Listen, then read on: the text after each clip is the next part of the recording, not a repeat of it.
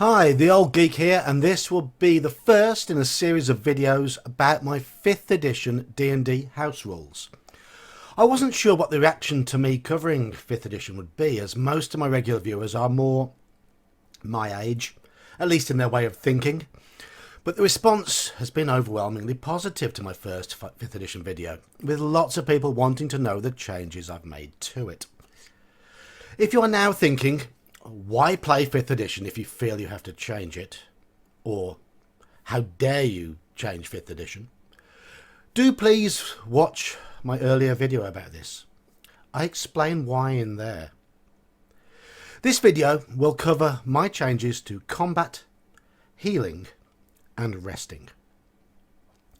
I criticised 5th edition for its combat feeling like a game of whack-a-mole, and that's because characters get knocked down to 0 hit points frequently, but have many ways in which they can recover and immediately rejoin the melee.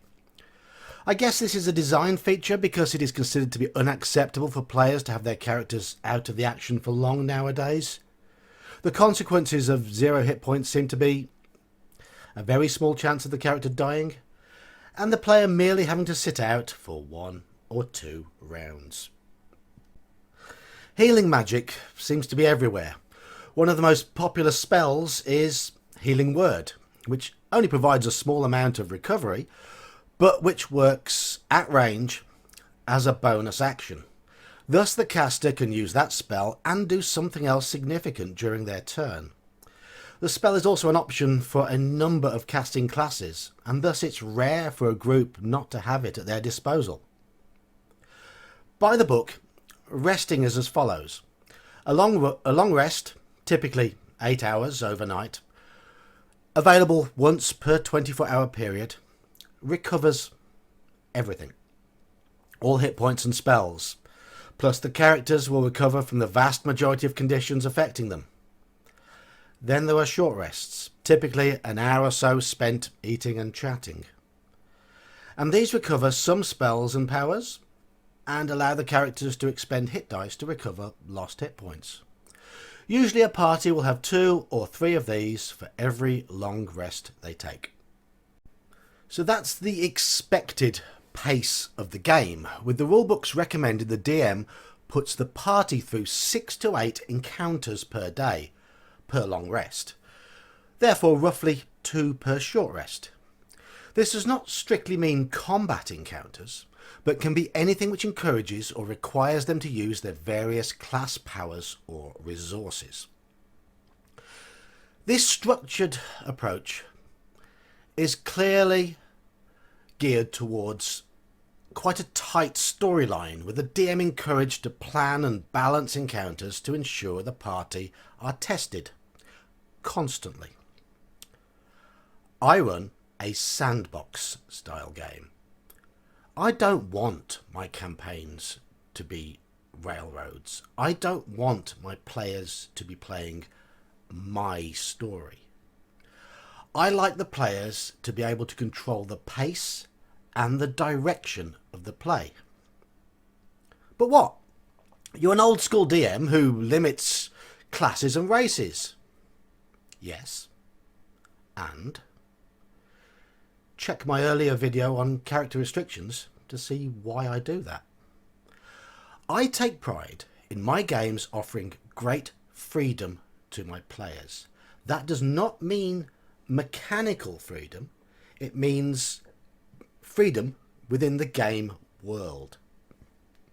Freedom to guide the way the story goes. If indeed a story does go, it might not go anywhere. It's all up to them. I take great pains to make sure the world feels organic as well. Enemies exist that may be way beyond the character's current pay grade, but they're free to go and confront them if they want to do so. There's a huge ancient red dragon. If their party are first level, they can go and confront it. It doesn't matter. I'm not going to stop them. In fact, I will create them an adventure to go and do just that, if that's what they want to do. Thus, the idea of 6 to 8 balanced encounters is totally alien to my DMing mindset. I think it is horrible game design. So restricting. It's far more restrictive to the game as a whole than me telling my players they cannot play as gnome barbarians or multi-class into 10 different classes. But the classes are designed around this game structure, and healing is very easy. Thus, my changes are intended to 1. Slow the party down, make them think, make the players think. 2. Make hit points more precious. 3. Introduce consequences for reaching 0 hit points. 4. Discourage the use of healing spells during combat. And 5. But not impact too heavily on their ability to use defining class features. Yes, I could have used the gritty realism variant in the 5th edition books, but I'm running the Goodman Games 5th edition version of B4, The Lost City, and that would be nigh on unplayable with those rules. So if you've stayed with me this far, you probably want to know the changes I've made. Let's start with combat. 2 very simple ones. Reaching 0 hit points during combat causes +1 level of exhaustion.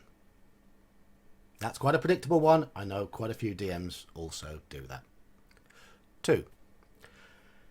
If the character is then healed from 0 hit points to a positive hit point amount during the combat in any way, the character is then stunned for 1 round. Those are the only changes I make to combat. It makes them think twice about charging in though. Healing and recovery. The healing word spell doesn't exist, and other spells which grant ranged healing will have their range changed to touch. I know this will have an impact on certain classes. I don't care. The players pick that class, it's on them. They're aware of these changes before they even create the characters. If healing spells are cast out of combat, they take an amount of time to cast as would a ritual spell, but they grant advantage on each healing dice rolled. For example, when casting first level cure wounds, the player will roll 2d8 and pick the higher number. When casting using a second level slot, the player will roll 4d8 and select the best 2. This is to encourage the healing to be done out of combat, to discourage the healing from happening within combat, but to make the healing spells still worthwhile. The Revivify spell does not exist. Any character brought back from the dead by any means will lose 1 point of constitution.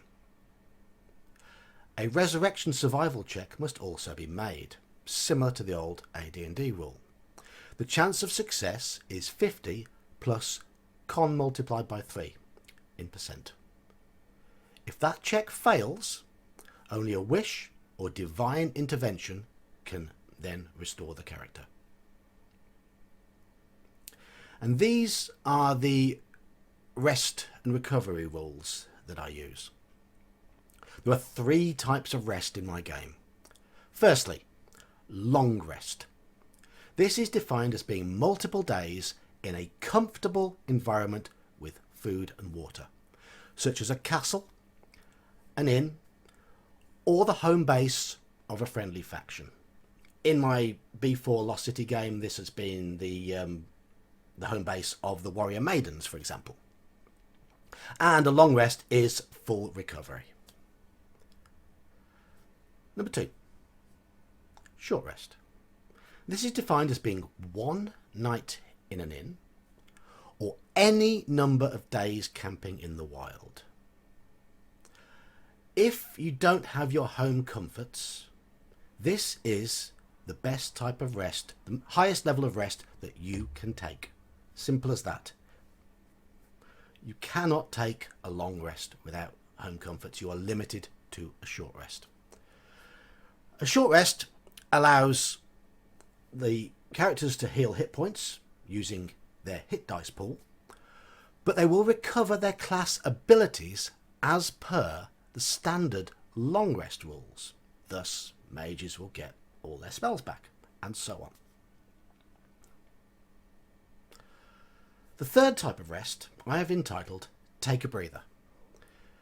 This is the old 1 hour rest, the old short rest, but slightly modified. This is where they stop for food, have at a campsite, maybe boil up a bit of stew, have a bit of a chat, and just have a quick drink. Classes recover their abilities as per the standard short rest rules here. But hit dice can only be used on a take a breather rest if a healing kit is available, which encourages the party to think about the equipment they are carrying and take into account expenditure and so on. So those are my changes to the healing and recovery rules. They are quite straightforward, just that one extra tier of rests, and it makes all the difference. So I'm going to draw this video to a close now. I'm not going to discuss the effectiveness of these changes in this video or how I could further improve them, because I intend for that to be the topic of an upcoming live stream. I don't know if it'll be the next one, it might be the one after that, we will see. My next video on my 5th edition changes will probably be the one focusing on spellcasting. Until then, see ya!